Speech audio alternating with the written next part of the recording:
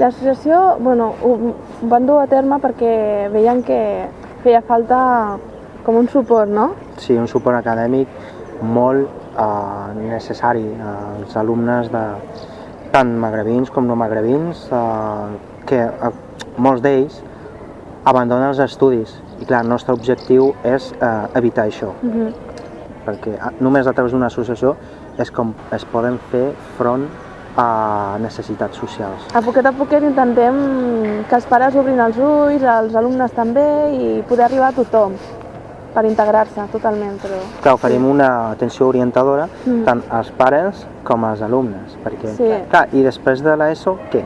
I després del batxillerat, què? Què faig? Són cursets molt interessants, sense ànim de lucre, com ja hem dit des del principi, no volem fer-nos rics, ni molt menys, sinó que ho fem com un acte benèfic cap a la societat.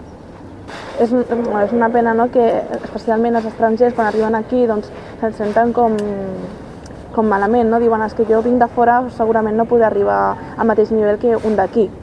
Sempre per conèixer lo desconegut has de fer tu el primer pas, que és acceptar que tens desconeixement i que vols conèixer.